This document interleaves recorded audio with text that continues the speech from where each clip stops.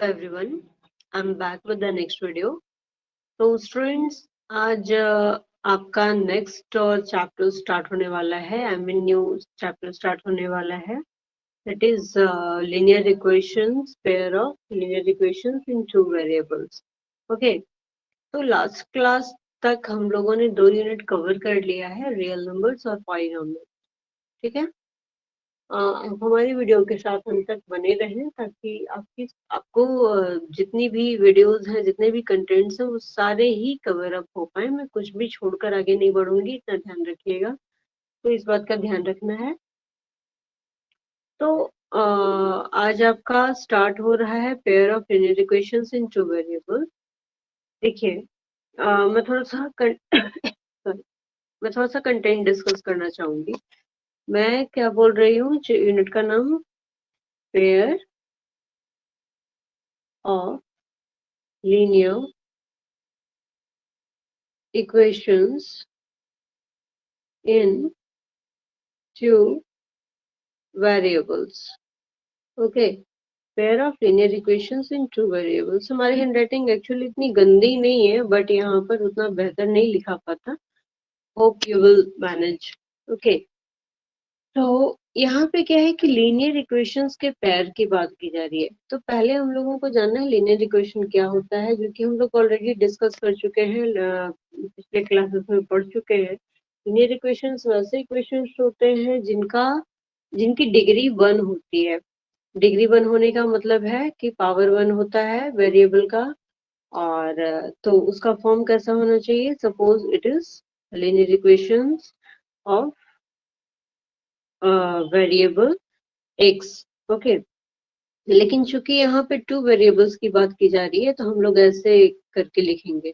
ये second variable हो गया आपका। ठीक है, ये फर्स्ट वेरिएबल, ये सेकंड वेरिएबल। और जैसा कि आप देख पा रहे हैं, दोनों की डिग्रीज 1 है। x पे भी पावर 1 है, y पे भी पावर 1 है। ओके, और c तो कांस्टेंट टर्म होता है। तो ऐसा ही हमें दूसरा भी ले लेना है। एक तो ये हो गया, दूसरा हो गया a2x plus b2y plus c। यहाँ पर x और y के कोफिशिएंट्स डिफरेंट हुए हैं, बट x और y का दो वेरिएबल का ये लीनियर इक्वेशन है, क्योंकि इसकी डिग्रीज 1 है। ओके, तो हमारे पास दो वेरिएबल्स हो गए, सॉरी दो इक्वेशंस हो गए। These are the pairs 1 and 2। Okay, तो ये है आपका इंट्रोडक्शन इस चैप्टर का। अब हम लोग को समझना है कि देखिए, जब दो इक्वेशन है तो दोनों का सॉल्यूशन बहुत ही म्यूचुअल होगा। एक के बिना दूसरे का सॉल्यूशन पॉसिबल नहीं है। दो इक्वेशन है, सॉरी दो वेरिएबल है, तो दो इक्वेशन जरूरी होते हैं ताकि उनका वैल्यू फाइंड आउट किया जा सके। ओके, तो यही चीज है यहाँ पर। हम लोग इसको लेकर के आगे चलेंगे। अब मैं इस कंटेंट को एग्जिट कर रही हूँ। आप अब हमारे साथ बुक से समझेंगे। Okay, let me share the screen.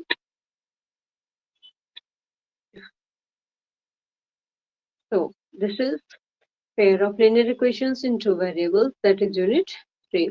Okay, तो हमने आपको इंट्रोडक्शन तो दे ही दिया है बेसिक। यहाँ पे क्या है कि पेयर ऑफ लिनियर इक्वेशन, देखिए आपको दो इक्वेशंस दिए गए हैं।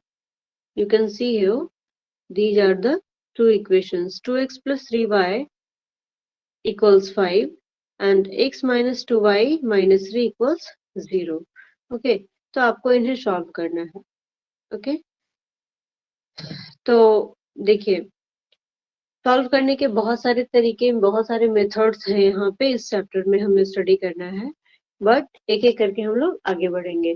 तो पहला है आपका graphical representation method. The first one is graphical representation method. देखिए, लीनियर इक्वेशन का ग्राफ जो होता है वो स्ट्रेट लाइन जाता है। दूसरे लीनियर इक्वेशन का भी ग्राफ स्ट्रेट लाइन जाएगा, जैसे भी स्ट्रेट लाइन जाएगा, लेकिन वो स्ट्रेट ही जाएगा। ठीक है, अब क्या है कि दो लीनियर इक्वेशंस हैं, तो तीन तरह की कंडीशंस हो सकती हैं। ठीक है, तीन तरह की कंडीशंस हो सकती हैं। फर्स्ट कंडीशन ये कि दोनों एक दूसरे को क्रॉस कर जाए, तो सॉल्यूशन, तो ये दोनों जो है एक इंटरसेक्शन पॉइंट पे इंटरसेक्ट करेगा, एक पॉइंट पे इंटरसेक्ट करेगा। तो जिस पॉइंट पे दोनों सेटिस्फाई होगा, that one will be the solution of both the pair of linear equations। बात को ध्यान से समझिएगा। मैं बोलना चाह रही हूँ कि क्योंकि यहाँ पे स्ट्रेट लाइंस की बात की जा रही है, लीनियर इक्वेशंस की बात की जा रही है, तो उनके जो ग्राफ्स होते हैं वो स्ट्रेट लाइन जाते हैं। तो दो लीनियर इक्वेशंस हैं, तो दोनों के जो ग्राफ्स हैं वो स्ट्रेट लाइन जाएंगे। ओके, ये तो क्लियर है। अब दो स्ट्रेट लाइंस तीन तरीके से जा सकते हैं। फर्स्ट जो आप देख पा रहे हो, सेकंड और थर्ड।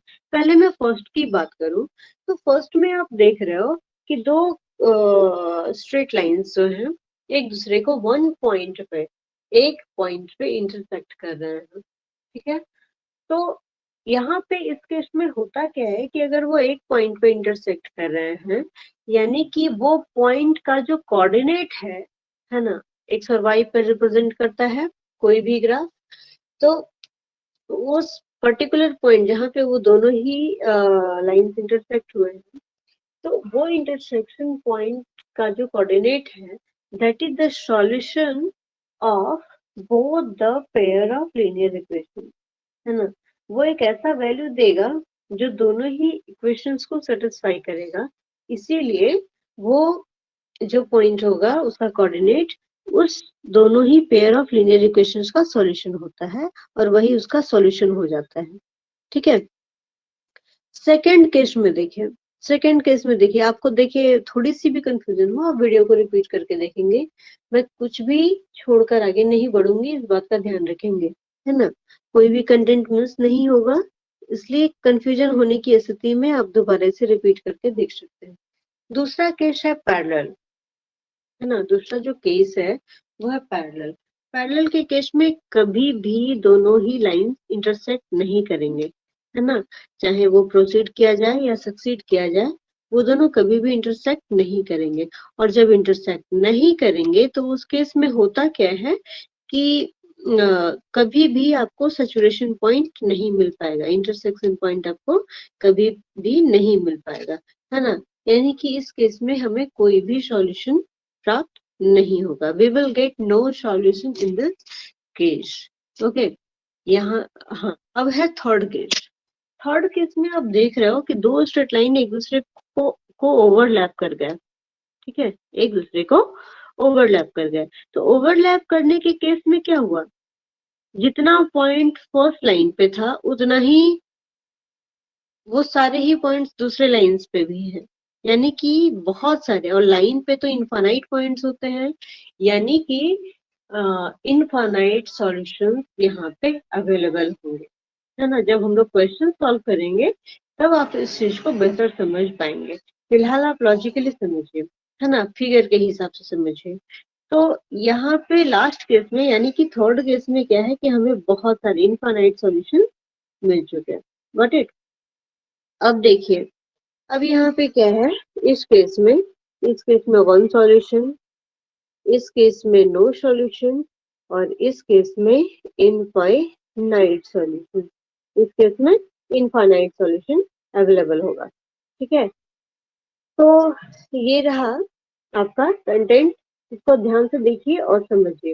ओके, मैं आगे देख लेती हूँ। आगे जो है आपका ग्राफिकल रिप्रेजेंटेशन से किस तरह हम लोग वैल्यू को निकाल सकते हैं ये बताया गया है। बेहतर होगा कि मैं इसको नेक्स्ट क्लास में डिस्कस करूँ, क्योंकि वीडियो बहुत ज्यादा लंबी हो जाएगी और आपके लिए ये सही नहीं होगा, इवन हमारे लिए भी। ओके, तो ठीक है, कल इसका ग्राफिकल रिप्रेजेंटेशन डिस्कस किया जाएगा, जो कि बहुत इंपॉर्टेंट होता है, साथ ही एग्जामिनेशन में भी पूछा जाता है। तो हमारे साथ बने रहेंगे, चैनल को सब्सक्राइब कीजिए और पढ़ाई को नॉन ब्रेकिंग वे में आगे बढ़ाते रहिए। Okay, so thank you very much.